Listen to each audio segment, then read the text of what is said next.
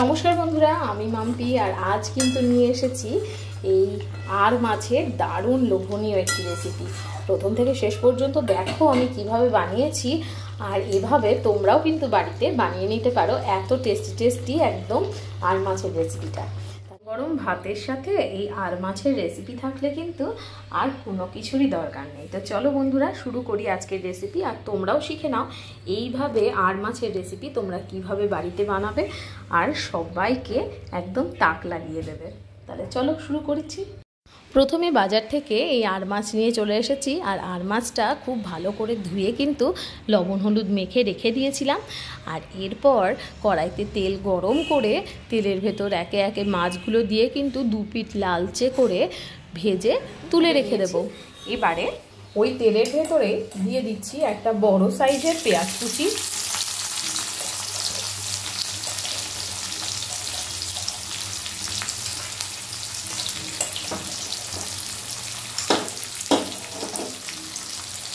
পেঁয়াজটাকে একটু ভেজে নেব।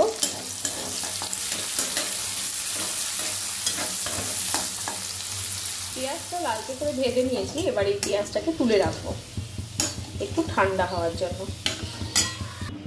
এবারে নিয়ে নিয়েছি একটু আদা, রসুন, কাঁচা লঙ্কা আর একদম ছোট একটা পেঁয়াজের অর্ধেকটা পেঁয়াজ।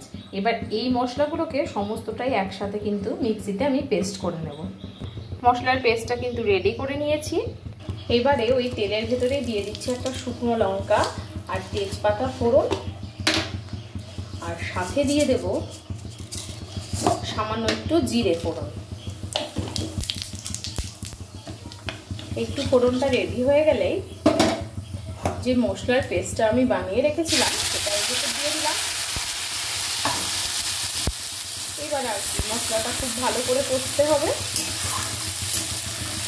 পরিমাণ মতো হলুদও দিয়ে দেবো, আর এখন পরিমাণ মতো লবণটাও কিন্তু এখানে দিয়ে দেব। দিয়ে দিচ্ছি পরিমাণ মতো হলুদ,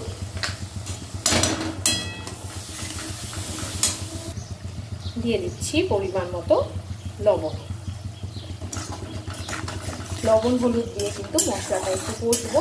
আর এই সময়তে আরও আমি দিয়ে দেব হাফ চামচ মতো জিরে গুঁড়ো।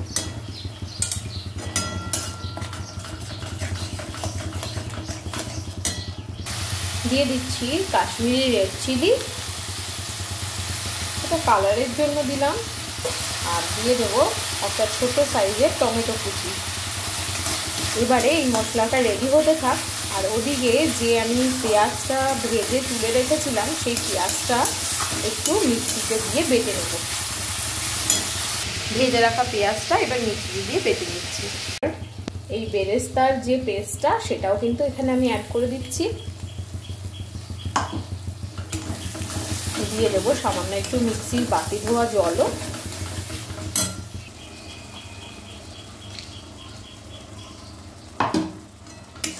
এবার আবারও সমস্তকে সুন্দরভাবে কষতে থাকবো। মশলাটা সুন্দরভাবে কষা হয়ে গেছে, এবারে দিয়ে দেবো পরিমাণ মতো জল।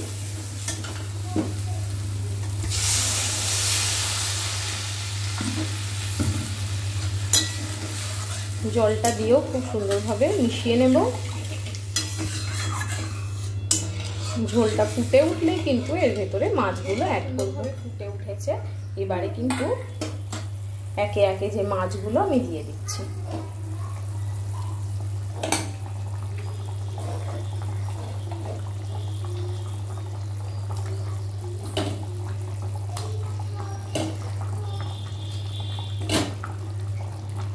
মাছগুলো দিয়েও এটা একটু ফুটিয়ে নেব।